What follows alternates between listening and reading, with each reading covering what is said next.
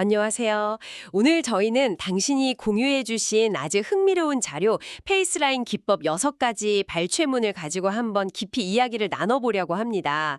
네, 이 얼굴선을 만드는 6가지 구체적인 커트 기술에 대한 내용인데요. 맞습니다. 이걸 통해서 각 기술이 정확히 뭔지, 또 어떤 도구를 쓰는지, 그리고 이게 최종적으로 어떤 헤어스타일, 또 어떤 인상을 만들어내는지 저희가 좀 명확하게 파악해보는 게 이번 시간의 목표입니다. 당신께서 혹시 미용 기술에 관심이 많으시거나 아니면 그냥 헤어스타일에 대한 안목을 좀 넓히고 싶으셔도 분명히 흥미로우실 거예요. 네, 맞아요.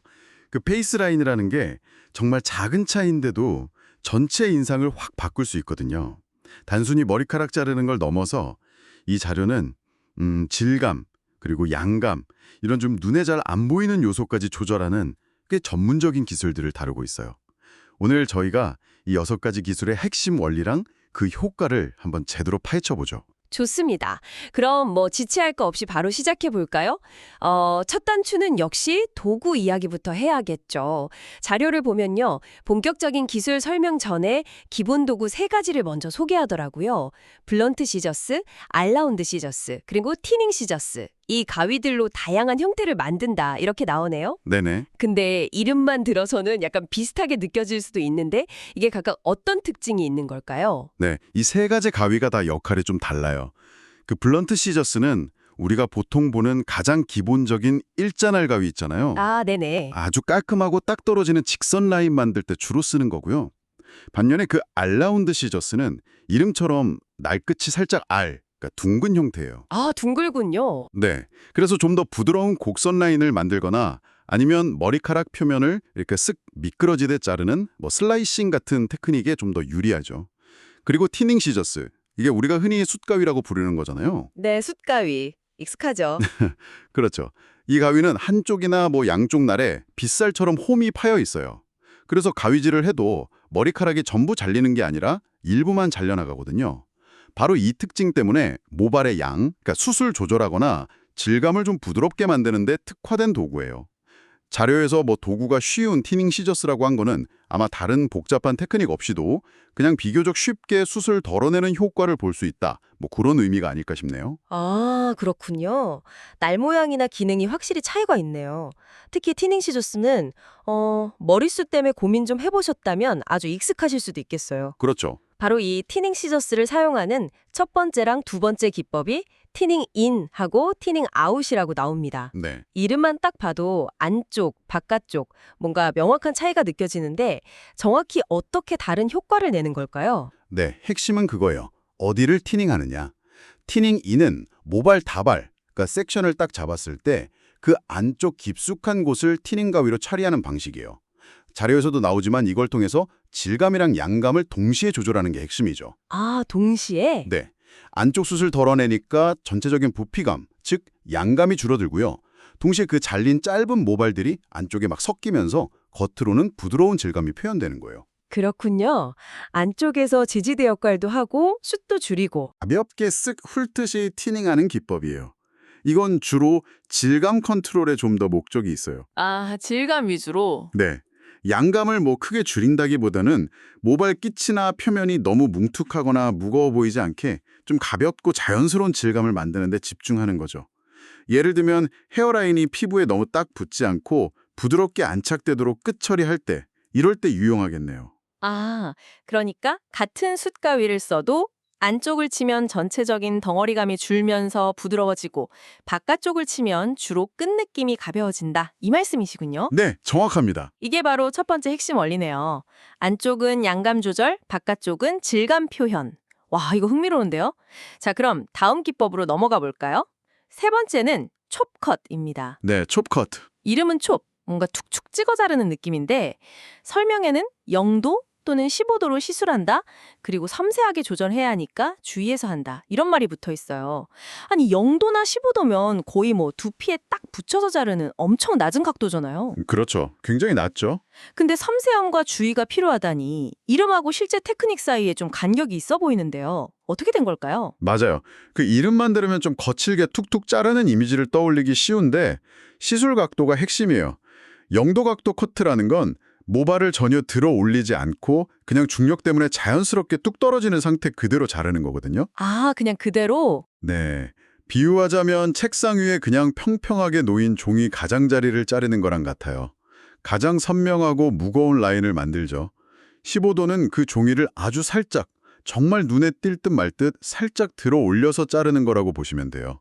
아주 미세하게군요. 네. 라인 자체를 막 크게 바꾸기보다는 아주 미세하게 끝선의 무게감을 살짝 덜어내거나 좀 더 부드럽게 만드는 정도의 변화를 주는 거죠. 그래서 톱컷은 아마도 페이스라인 끝을 좀 무겁고 명확하게 표현하거나 아니면 의도적으로 아주 미묘하게 불규칙한 느낌을 주고 싶을 때, 그럴 때 사용할 수 있어요. 섬세하게 조절하라는 주의사항은 바로 이 때문이에요. 이 낮은 각도에서는 정말 조금만 손이 흔들리거나 각도가 달라져도 라인이 금방 울퉁불퉁해지거나 확 파먹은 것처럼 보일 수 있거든요. 아, 그렇죠. 실수하면 티가 확 나겠네요. 맞습니다. 그래서 이름과는 달리 고도의 집중력하고 정교한 손기술이 필요한 작업인 거죠. 야, 이름에 함정이 있었네요. 촉인데 사실은 초정밀 커트라니. 듣고 보니 이해가 됩니다. 자, 티닝으로 부드러움을 만들고 촉컷으로 정교한 라인을 만들었다면 이제 네 번째와 다섯 번째 기법, 슬라이드 피치 계열로 넘어가 보죠. 네, 슬라이드 피치. 이름에 슬라이드가 들어가는 걸 보니 뭔가 이렇게 미끄러지듯 자르는 동작이 들어갈 것 같은데요. 그렇죠, 아무래도. 먼저 슬라이드 피치 인입니다. 설명을 보면 모속 전체를 잡고 안쪽의 모발들을 일정한 간격으로 제거한다 이렇게 돼 있어요. 여기서도 또 안쪽이 나오네요. 네, 또 안쪽이죠. 그리고 아주 구체적인 지침이 있어요. 시술 시 손등이 보이게 한다는 말이 계속 반복되는데 이건 어떤 특별한 이유가 있는 걸까요? 네, 슬라이드 피치인 역시 모발 다발의 내부를 공략하는 기법인데요. 티닝인하고 목표는 비슷할 수 있지만 사용하는 도구나 방식이 좀 다를 수 있어요. 티닝 가위 대신에 일반 가위, 그러니까 블런트나 알라운드 시저스를 써서 안쪽 모발들을 말 그대로 일정한 간격으로 길이를 서로 다르게 잘라내는 방식일 가능성이 높아요. 아, 길이를 다르게. 네, 단순히 숨만 치는 걸 넘어서 모발 내부에 의도적으로 짧은 기둥 같은 걸 만들거나 공간을 만들어서 겉머리가 더 자연스럽게 움직이거나 볼륨감이 살도록 하는 거죠. 뭐랄까, 겉멀 내부에 기둥 세워서 구조 만드는 거랑 좀 비슷하다고 할까요? 오, 비유가 재밌네요. 그리고 손등이 보이게 한다는 그 지침, 이게 바로 전문가의 노하우가 담긴 디테일인데요. 네네. 미용 기술에서는 손목의 각도나 자세가 가위날이 들어가는 깊이나 각도를 결정하는 아주 중요한 요소거든요. 아마도 손등이 보이도록 손목을 특정 각도로 딱 유지를 해야만 가위가 모발 다발 안쪽으로 너무 깊거나 얕지 않게, 그리고 일정한 각도를 유지하면서 정확하게 들어갈 수 있다, 이런 의미일 거예요. 아, 마치 그림 그릴 때 연필 잡는 각도에 따라서 선 굵기나 느낌이 확 달라지잖아요. 그렇죠, 그렇죠. 커트에서도 이런 자세가 결과물의 완성도를 좌우하는 거죠. 그러니까 일관성 있는 결과를 내기 위한 일종의 자세 교정 팁? 뭐 이렇게 볼 수 있겠네요. 와, 정말 디테일하네요. 손목 각도 하나에도 그런 이유가 숨어 있다니. 그럼 슬라이드 피치인이 안쪽을 공격했다면 마지막 여섯 번째 기법인 슬라이드 피치 아웃은 예상대로 바깥쪽을 다루겠군요. 네, 정확합니다. 슬라이드 피치 아웃은 슬라이드 피치 인하고 완벽하게 대구를 이루는 기법이죠. 모발 다발을 잡고 이번에는 그 바깥쪽, 그러니까 겉면을 따라서 가위를 미끄러뜨리듯이 움직이면서 일정한 간격으로 바깥쪽 모발들을 점진적으로 제거하는 방식일 거예요. 아마 가위를 완전히 닿지 않고 살짝 열린 상태로 모발 표면을 쓱 훑듯이 내려오는 그런 테크닉을 상상해 볼 수 있겠네요. 설명에 따르면 그 결과 무속이 분 느낌으로 나온다는 표현이 정말 인상적이에요. 붓이라니 어떤 이미지를 떠올리면 될까요? 그거 정말 시적이고 정확한 묘사예요. 분 느낌이라는 건 모발 다발의 끝으로 갈수록 점점 가늘어지면서 뾰족하고 부드럽게 마무리되는 형태를 말하는 거거든요. 아, 끝이 뾰족하게. 네, 딱딱하게 잘린 단면이 아니라 마치 잘 만들어진 서해부 끝처럼 섬세하게 싹 모아지는 느낌, 그런 거죠. 네네. 페이스 라인이 얼굴 윤곽 따라서 너무 딱딱하게 끊어지는 게 아니라 아주 부드럽게 흘러내리거나 아니면 공기감을 머금은 듯 가볍게 흩날리는 그런 질감을 표현하고 싶을 때 이 기법이 사용될 수 있어요. 티닝 아웃이 표면의 질감을 전반적으로 부드럽게 만든다면 슬라이드 피치 아웃은 특히 모발 끝의 형태를 이렇게 아름다운 붓 모양으로 디자인하는 데 특화된 기술이다. 이렇게 볼 수 있겠네요. 야, 정말 예술적인 표현이네요. 자, 그럼 6가지 기법을 한번 싹 정리해 볼까요? 네, 크게 보면 티닝 가위를 사용하는 기법 2가지, 티닝 인 앤드 티닝 아웃, 낮은 각도의 정밀 커트인 촉 컷, 그리고 일반 가위로 안쪽 또는 바깥쪽을 슬라이딩하면서 형태와 질감을 만드는 기법 2가지, 슬라이드 피치 인 앤드 슬라이드 피치 아웃.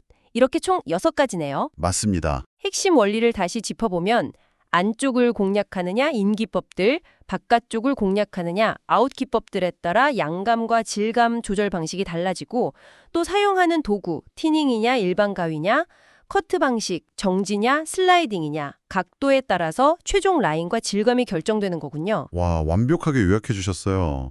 중요한 건 이 6가지 기법이 각각 독립적으로 존재하기도 하지만 실제 디자인 과정에서는 서로 막 조합되어서 사용될 수 있다는 점이에요. 아, 조합이요? 네, 자료 첫 부분에서 블런트, 알라운드, 티닝 시저스 3가지를 다 언급하면서 이걸로 다양한 형태를 만들어봐 라고 한 게 결코 우연이 아니거든요. 그렇죠. 예를 들어서 슬라이드 피치 아웃으로 붓 같은 끝선을 만들고 거기에 티닝 인으로 안쪽 무게감을 살짝 덜어낼 수도 있겠죠.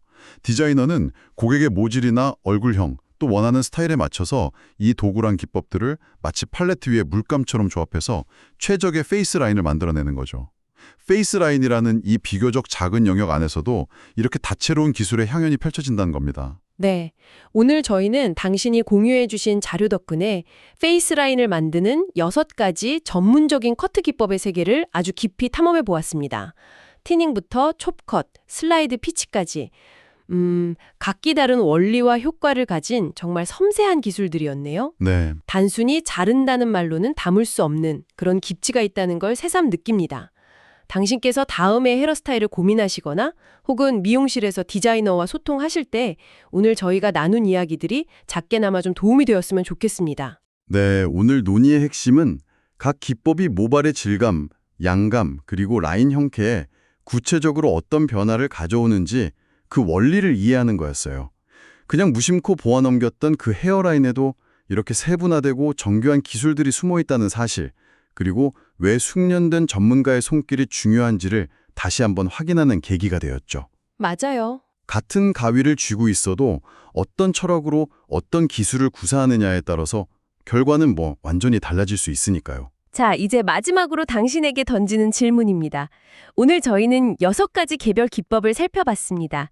그렇다면 만약 이 기법들을 하나씩만 사용하는 것이 아니라 2가지 이상 조합하거나 혹은 같은 기법이라도 적용하는 강도나 위치, 반복 횟수를 막 달리한다면 얼마나 더 무궁무진하고 개인에게 최적화된 맞춤형 페이스라인 디자인이 가능해질까요? 어쩌면 진정한 헤어 디자인의 창의성은 바로 이 조합과 응용의 영역에 있는 것은 아닐까? 그런 생각을 해봅니다. 이 질문에 대한 당신만의 답을 찾아보는 여정도 꽤 흥미로울 것 같습니다.